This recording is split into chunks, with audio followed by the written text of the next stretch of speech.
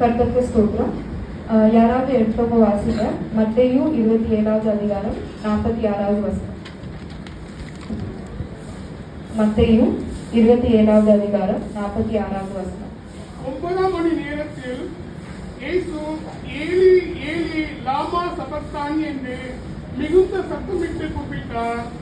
அதற்கு என் தேவனை ஏன் என்னை கைவிட்டீர் என்று அர்த்தமா? எல்லாரும் தலைகளை தாழ்த்தி ஒரு நிமிஷம் நம்ம ஜெபிக்கலாமா?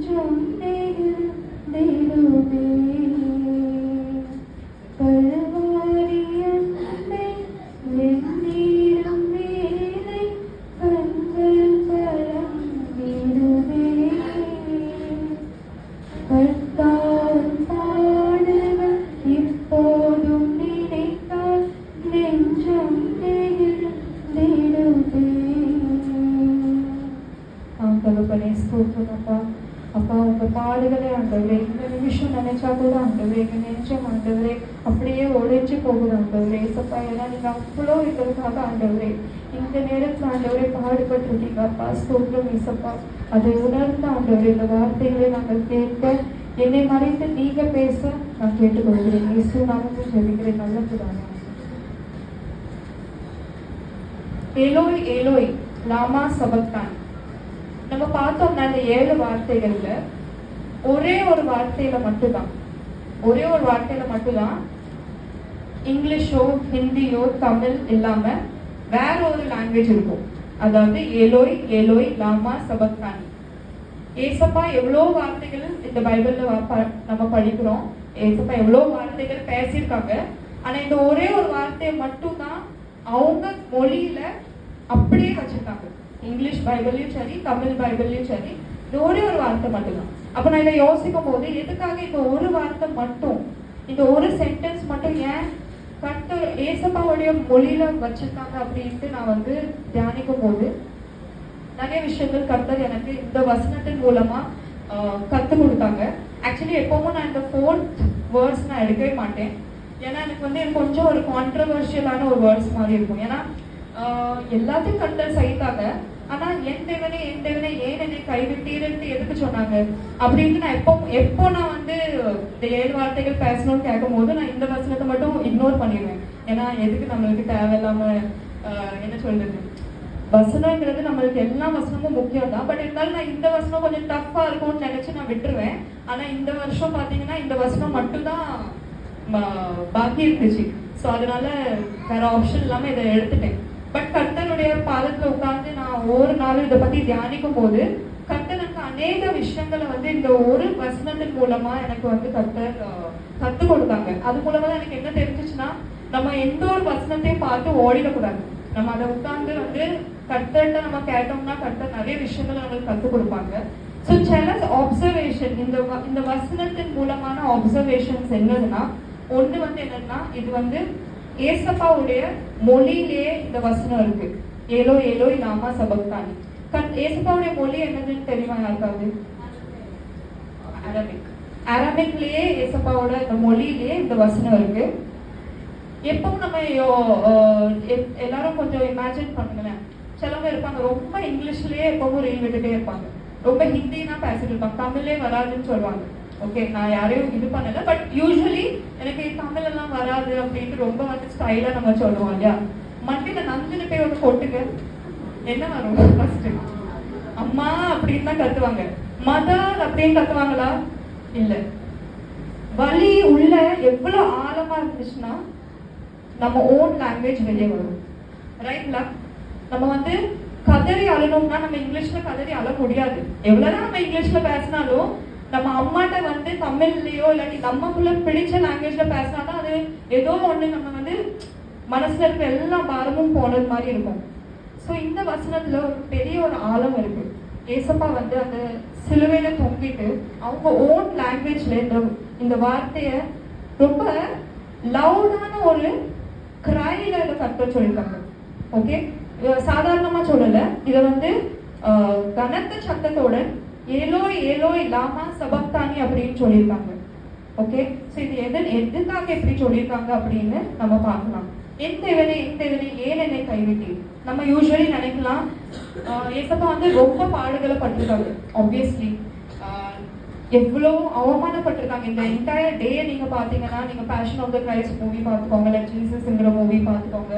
இந்த விஷுவல்ஸ் எல்லாம் பார்க்கும்போது நாங்கள் ஆக்சுவலி இந்த ஹோல் வீட்டில் உட்காந்து நாங்கள் இந்த மூவிஸ் தான் பார்த்துட்டு இருக்கோம். அப்போ அந்த விஷுவலை பார்க்க அப்படியே நம்மளை அறியாமே கண்ணீர் வரும். பிகாஸ் எப்படி இவ்வளோ கர்த்தர் நம்மளுக்காக என்ன சொல்றது பாடுபட்டிருக்காங்க. யாராலையும் முடியாது இந்த மாதிரி பாடுபடுறது. அது பாடுபட்டுட்டு பொறுமையா இருக்க முடியாது. பாடுபடுவாங்க, நிறைய பேர் நம்மளுக்காக பாடுபடுவாங்க, கஷ்டப்படுவாங்க, பாரம் சுமப்பாங்க. ஆனா யாருமே பொறுமையா இதெல்லாம் செய்ய மாட்டாங்க. ஆனா ஏசப்பா சூப்பரா பொறுமையா நம்ம எல்லாரையும் மனசுல வச்சுட்டு அந்த பொறுமையுடன் எல்லா பாடுகளையும் பட்டாங்க. ஆனா ஒரே ஒரு இடத்துல மட்டும் என் தேவனே ஏன் என்னை கைவிட்டீர் அப்படிங்கிற ஒரு கேள்வியை கேட்பாங்க. ஓகே, சோ இந்த வசனத்துல நம்ம என்ன புரிஞ்சு கொள்றோம்னா, எனக்கு புரிஞ்ச விஷயம் என்னதுன்னா, ஏசப்பா வந்து ஒரு இடத்துல சொல்லுவாங்க. யோவான் 10வது அதிகாரம் 30வது வசனம். யோவான் 10வது அதிகாரம் 30வது வசனம். யாராவது வாசிங்க. நானும் பிதாவும் ஒன்றா இருக்கிறோம். நம்ம எல்லாருக்குமே ட்ரினிட்டியோட கான்செப்ட் நல்லாவே தெரியும். ஓகே, பிதா, இயேசு, பரிசுத்தாவி மூணுமே என்னது? ஒண்ணுதான். There's no differentiation. Everybody has different forms, but எல்லாமே ஒரே ஒரு Trinity. We have a Trinity God. Okay, so பிதாவும் ஏசப்பாவும் என்னன்னா ஒண்ணுதான். பட் ஐசாயா 54 verses 2 யாராவது வாசிங்க. ஐசாயா 54வது அதிகாரம் 2வது வசனம்.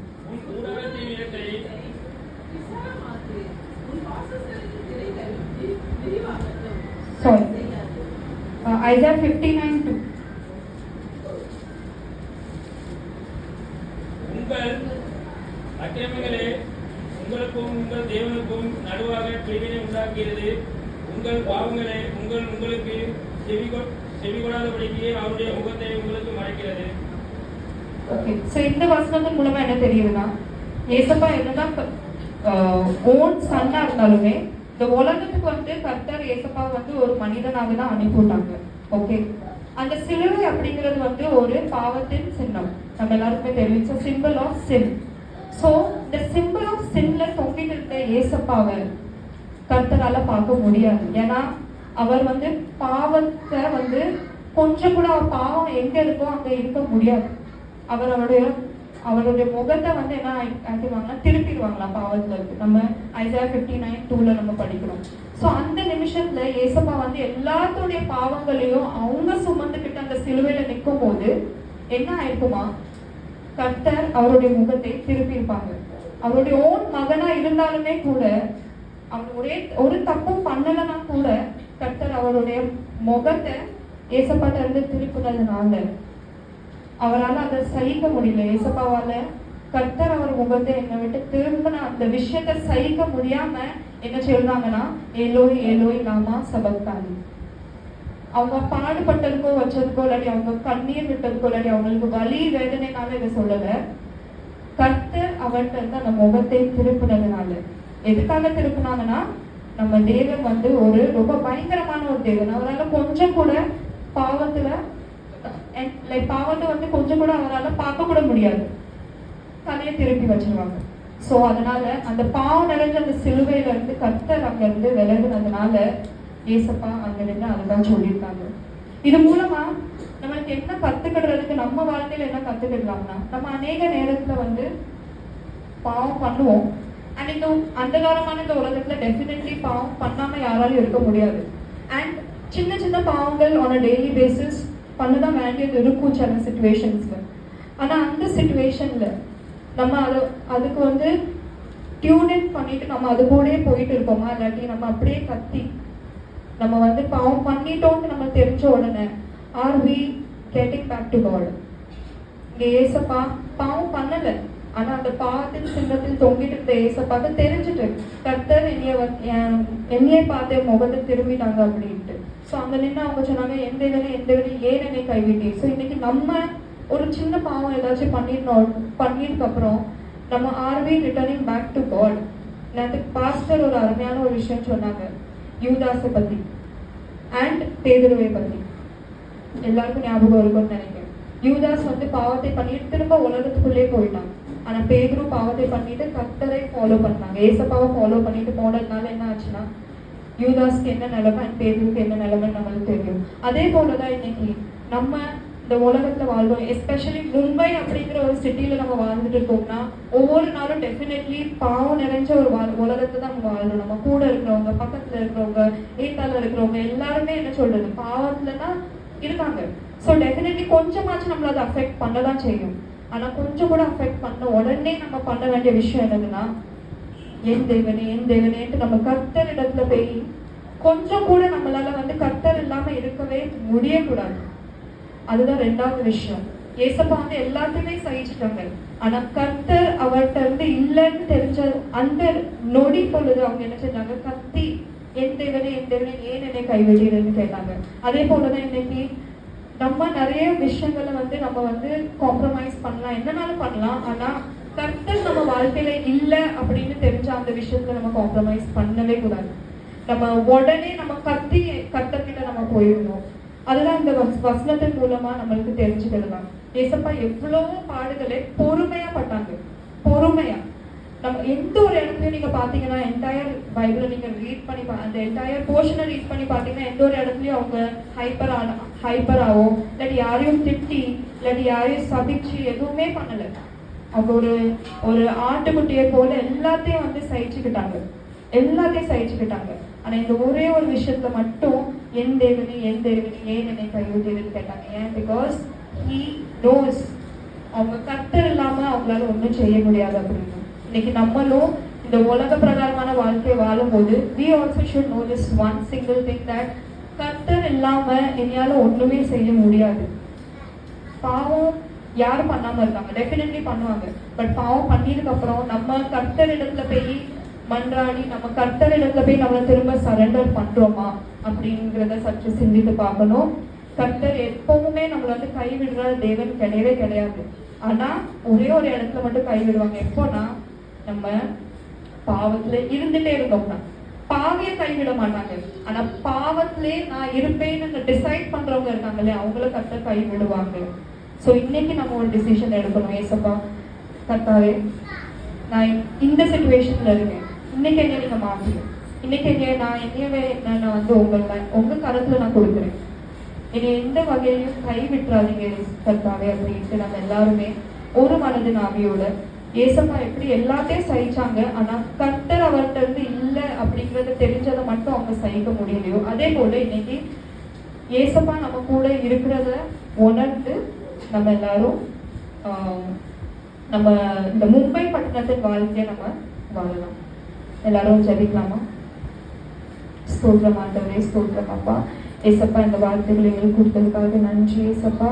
ஏசப்பா எப்படி அப்பா ஆண்டவரே, ஏசப்பா நீங்க எப்படி ஆண்டவரே உங்க ஆண்டவரே அந்த ஒண்ணுமே பண்ணாம ஆண்டவரே அந்த பாவத்தின் சின்னத்துல ஆண்டவரே எங்களுக்காக நீங்க தொங்கிட்டு இருந்தீங்க அப்பா. ஆண்டவரே அந்த டைம்ல அப்பா இயேசுவே நீங்க என் தேவனே ஏன் என்னை கைவிட்டதுன்னு கேட்டீங்கப்பா. இயேசுப்பா நான் உங்களுக்கு தெரியும் ஆண்டவரே, பிதா இல்லைன்னா ஒண்ணுமே இல்லை அப்படின்னு தெரியும் ஆண்டவரே. அதே போல இன்னைக்கு நாங்களும் ஆண்டவரே ஏசப்பா நீங்க இல்லைன்னா எங்களுக்கு ஒண்ணுமே இல்லை அப்படிங்கறத ஆண்டவரே உணர்ந்து நாங்க இங்க இருக்கோம் ஆண்டவரே. எங்களை ஆண்டவரே ஒரு விசை நீங்க சந்திங்க. இயேசு நாமத்தில் ஜெபிக்கிறேன் நல்ல பிதாவே, ஆமென்.